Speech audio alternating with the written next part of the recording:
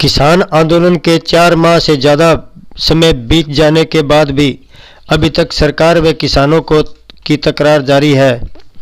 आज हर व्यक्ति के मन में यही सवाल उठता है कि आखिरकार सरकार की तरफ से इस आंदोलन का कोई समाधान क्यों नहीं निकाला जा रहा है।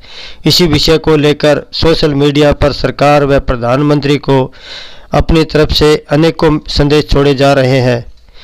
इन्हीं के साथ सुप्रीम कोर्ट के वकील द्वारा भी प्रधानमंत्री का किसान आंदोलन को लेकर एक संदेश भेजा गया है। जरा देखें। भारत के प्रधानमंत्री श्री नरेंद्र मोदी जी, मेरा नाम अशोक अरोड़ा है। मैं सुप्रीम कोर्ट में वकील हूँ। अपना इंट्रोडक्शन मैं इसलिए दे रहा हूँ आपको कि आपको ये ना समझे कि कोई व्यक्ति सिर्फ पब्लिसिटी के लिए अपना ये काम कर रहा है। मैं 3 बार सुप्रीम कोर्ट बार का सेक्रेटरी चुना गया, 2 बार न्यू दिल्ली बार का सेक्रेटरी चुना गया। भारत के सबसे मशहूर मुकदमे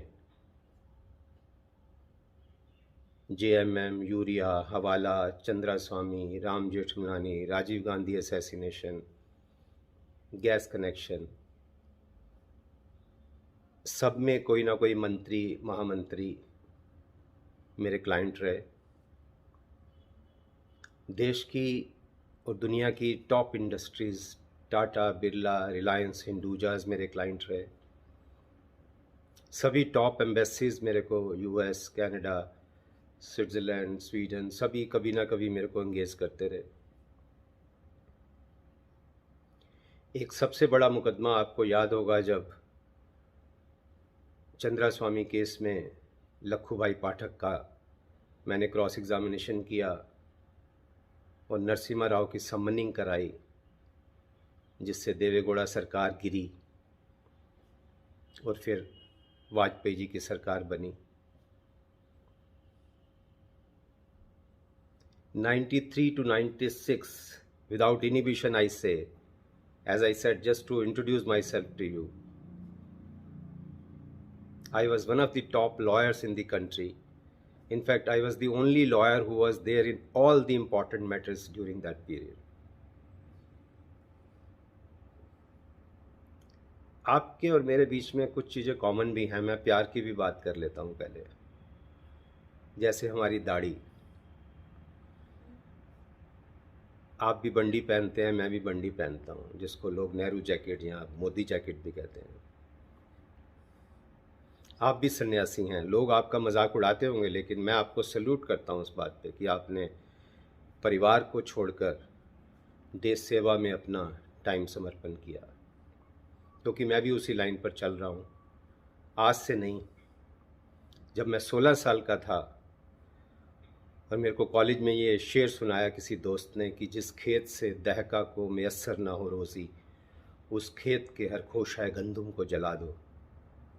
जब मुझे पता लगा कि फार्मर सुसाइड करता है तो उस दिन से मेरी नींद उड़ गई। आज 50 साल बाद भी मेरी नींद उड़ी हुई है कि फार्मर सुसाइड क्यों करता है, यूथ सुसाइड क्यों करते हैं। कुछ मैंने इस पे स्टडी करी।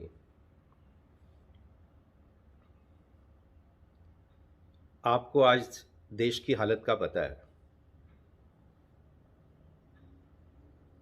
More than 50% women are anemic. More than 50% children are abused, out of which 50% are boys. 85% youth are unemployed. Unemployment is at top at this time. Happiness quotient हमारा सबसे नीचे है। करप्शन में हम सबसे ऊपर हैं। फार्मर सुसाइड करते हैं, यूथ सुसाइड करते हैं। साहिर ने तो देश की आज़ादी के 10 साल के अंदर लिख दिया था, क्योंकि जो शायर का दिल है वो बड़ा नाजुक, बड़ा कंपैशनेट होता है। उसने 10 साल में लिख दिया। प्यासा फिल्म में आपने सुना होगा। ज़रा मुल्क के रहबरों को बुलाओ, ये कूचे ये बाज़ार गलियां दिखाओ, जिन्हें नाज है हिंद पर वो कहाँ है। मैं आपको ब्लेम नहीं कर रहा हूँ। ये 70 साल 75 साल की आज़ादी के बाद अगर ये हालत है तो हमें कोई आज़ादी अभी मिली नहीं है, ये कागज़ों पर है, देश में आज़ादी नहीं है। आपके राज में कुछ और भी चीज़ें गड़बड़ हो गई हैं। माइनॉरिटीज़, फिलोसफर सेज डेमोक्रेसी का तब पता लगता है कि उसमें माइनॉरिटी क्या फील करती है, महिलाएं क्या फील करती हैं, इंटेलेक्चुअल क्या फील करते हैं। आपके राज में माइनॉरिटीज़ इनसिक्योर हैं, SC ST इनसिक्योर हैं, इंटेलेक्चुअल इनसिक्योर हैं, तो इसको आप आज़ादी कहते हैं? आज़ादी नहीं मिली है। वो जो फार्म्स लॉ पे जो हुआ है, सबसे बड़ा पाप जो पार्लियामेंट ने किया आपकी प्राइम मिनिस्टरशिप के अंडर, राज्यसभा में हुआ, जो आपको पता है, that was a fraud on nation.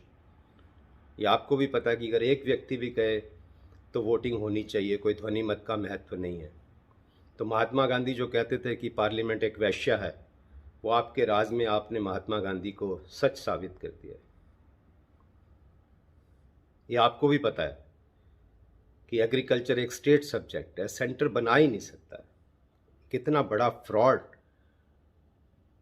आपकी पार्लियामेंट ने आपकी प्राइम मिनिस्टरशिप में किया है।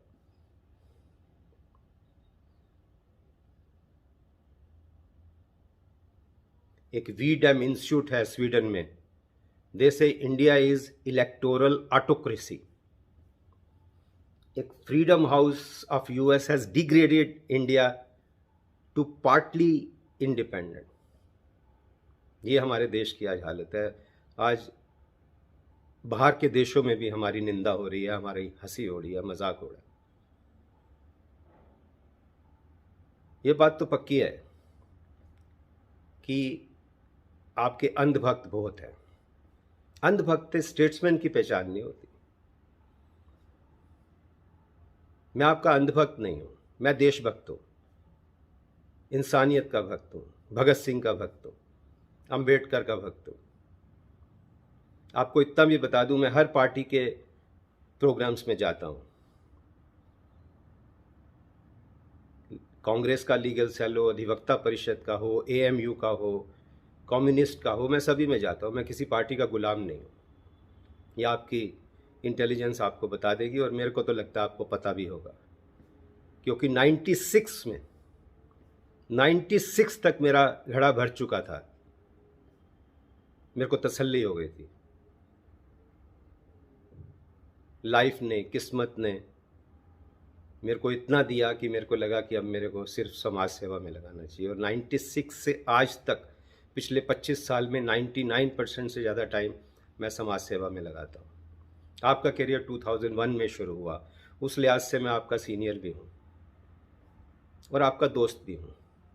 मैं बिल्कुल क्लियर हूँ, विदाउट इनिबिशन आई से, इस time you are the best bet. अगले आने सालों में मतलब क्या होगा, आपका क्या कंडक्ट होगा, उसकी हम बाद में चर्चा करेंगे। आपको अंधभक्त नहीं चाहिए, आपको विधुर चाहिए।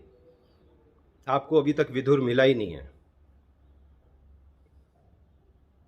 और प्राइम मिनिस्टर बनना कोई आपकी मंजिल नहीं होना चाहिए, ऐसा मुझे लगता है। एज ए विधुर, एज ए फ्रेंड मैं कहता हूँ, जो अल्लामा इकबाल लिखते हैं कि तेरे सीने में दम है, दर्द नहीं है, और तेरा ये दम गर्मी महफिल नहीं है।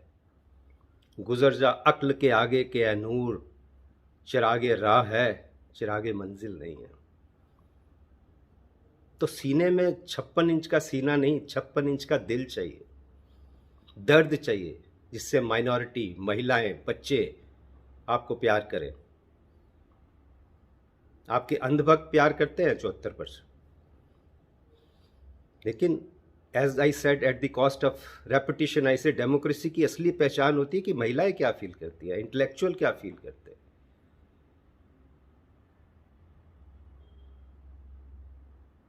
तो प्राइम मिनिस्टर बनना कोई मंजिल नहीं हो सकता किसी स्टेट्समैन का। वो अब्राहम लिंकन नहीं बना सकता आपको। प्राइम मिनिस्टर तो आप हो सकता है, पता नहीं कितने साल और चल सकते हैं। सुप्रीम कोर्ट की हालत आपने देख ही ली है। उसका इल्ज़ाम भी थोड़ा सा आप पे जाना चाहिए।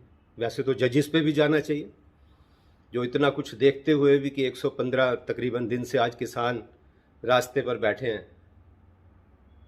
और पत्थर के दिल मोम ना होंगे चाहे जितना नीर बहा ले, ये बोल रहे हैं। आपको किसी विधुर ने ये नहीं बताया कि फिजाए अर्श पे उड़ना तो कोई बात नहीं, किसी के दिल में उतरना कमाल है प्यारे। तो दिल में उतरना सीखिए।